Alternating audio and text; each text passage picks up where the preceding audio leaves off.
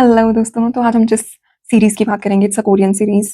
If you want to see suspense, drama, thriller, revenge, childhood marriage, bad marriage and a soothing ending, then this is a perfect match for you. और सबसे अच्छी बात है यार, ये हिंदी में है। कहानी कुछ इस तरह से है, 2 इंची, जो प्लॉट की मेन कैरेक्टर है, वो पूरी सोसाइटी से बदला लेना चाहती है। क्यों? क्योंकि उसको एक बाइसेक्सुअल लड़के से प्यार हो जाता है और वो उसी से शादी करना चाहती है, और ये बात उसकी मदर को पता चल जाता है। और जस्ट शादी से 1 दिन पहले वो उसके होने वाले पति की वीडियो लीक कर देती है।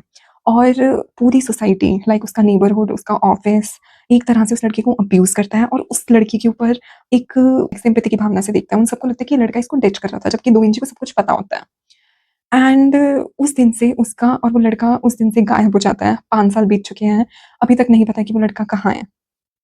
इस बीच 2 इंजी अपनी माँ से बहुत नाराज़ हैं और वो हर रोज़, हर रात को उस लड़के के अपार्टमेंट में जाती हैं, वहाँ पे जो मछलियाँ उनको खाना दे के आती हैं, और उसे लगता है कि शायद वो मेरे कारण ना सही, इन मछलियों के कारण ही, क्योंकि उसको मछलियाँ बहुत पसंद होती हैं, तो वो इन मछलियों के कारण ही एक दिन वो वापस आएगा। इसी तरह 5 साल बीत जाते हैं और वहाँ पे कोरिया, मतलब Korea is a very high society country. They have very different different things. In fact I was in shock जब मुझे ये चीज़ पता लगी। अब मुझे नहीं पता ये सच है कि झूठ है।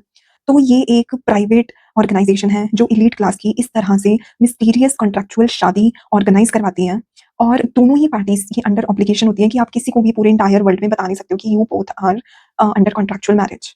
उसके बहुत सारे रूल्स एंड रेगुलेशन होते हैं। जब आप ये सीरीज़ देखेंगे आपको मज़ा भी आएगा, you will surprised, you will shocked and you will somehow mesmerized, because अगर आपकी पार्टनर 2 इंची जैसी होगी, of course you will be mesmerized. तो यहाँ पर अब उसको, अब तक 2 इंची 5 शादियाँ कर चुकी होती है, if I am not wrong. पहली शादी उसने की होती है एक गे लड़के से, उसको सिर्फ़ सोसाइटी में दिखाना होता है that he has a wife. दूसरी शादी उसने की होती है एक ओल्ड इंसान से, अ, और इस तरह से शादियाँ करते-करते 2 इंची पहुँचती है अपनी तीसरी शादी पे। So we will take a break and the break would be, यहाँ पे इंट्रोड्यूस होता है कहानी का मेन कैरेक्टर, और कहानी का मेन कैरेक्टर है जोंगयोंग। अब जोंगयोंग कौन है और ये क्यों ये कॉन्ट्रैक्चुअल मैरिज में आता है? आप गोंगयो को जानते होंगे, is the most world wide global known star of Korean cinema, Gong Yoo, जिनका नाम है इसमें होंगजोंग। यार एक तो कोरियन नेम ना थोड़े से वो होते हैं, so please bear with me. Although उनका रियल नाम गोंगयो ही है।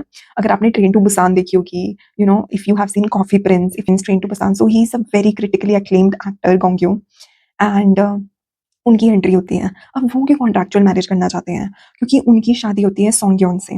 वो उसकी बचपन की फ्रेंड होती है और वो किसी न किसी तरह उस शादी में एंटर हो जाता है अपनी बचपन की दोस्त के साथ, और उसको रियलाइज़ होता है कि more than a marriage, it is a kind of boss and subordinate relationship. और वो एक ना आदत है, that is not marriage, that is not understanding, that is not caring, that is not love.